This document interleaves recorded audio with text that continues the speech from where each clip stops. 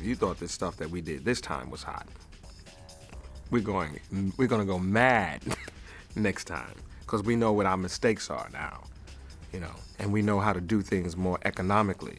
Yeah. And I think plus people will have a little more trust in us too, because they know we can do it, we can get it in there on time, and it works. It gets the results that we're looking for.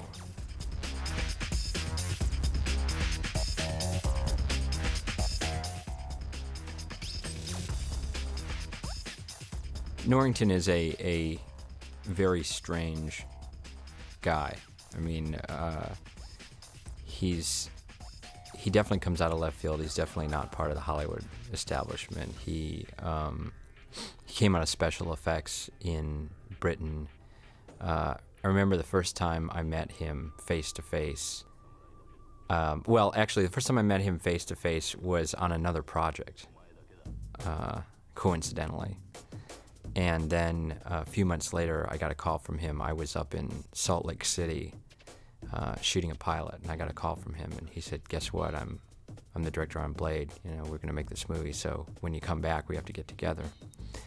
I met him in my office, and I have these tattoos all over my arms. And the first time I met him, one of the first things he said was, "I bet you think those tattoos make you hard. Well, those tattoos aren't hard. I'll show you something hard." And then next week he came back and he'd had this piercing done just below his lower lip, this little metal stud in his lower lip. And he said, "That's hard, that's hard. Those tattoos, those don't make you tough, but this piercing, this is hard." So that kind of sums up Norrington in a nutshell. Now the word is out about Norrington that, yeah, he's a junior Cameron, that he's a wild man and he's tough to deal with. But you know what? It just won't make any difference if this movie goes on to be a success. He'll have a ton of offers. He'll insist on total control. Someone will give it to him, and I bet you that he'll deliver. I definitely put my money on him. He's good. Pain in the ass, but he's good. I think he's just a real amped up, creative artist. He's just a real interesting guy.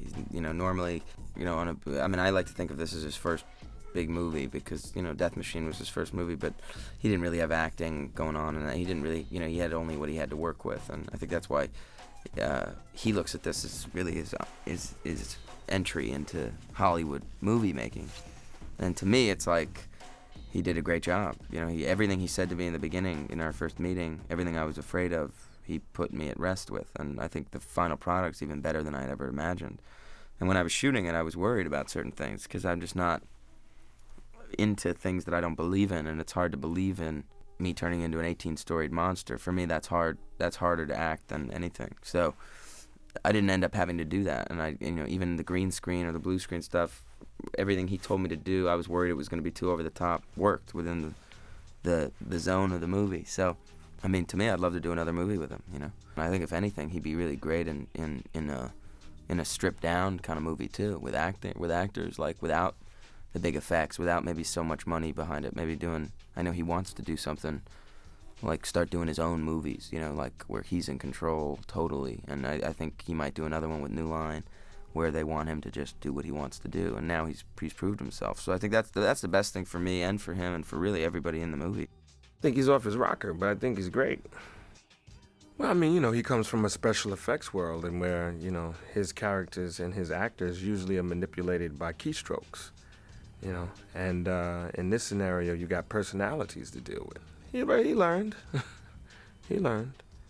We started to talk, and I would ask him questions and show that I wasn't like, what he had expected, this Hollywood actor with all of this power and yada, yada, yada.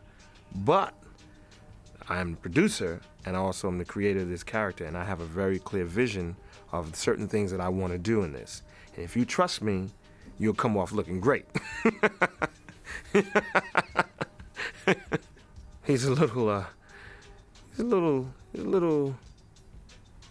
untrusting of himself a little bit. It's some English thing, I guess. I tell him, it's like, yo, man, you got to be able to recognize when you're doing good so you can at least relax, When you can relax, you can replenish and rejuvenate. If you never relax, you just burn out.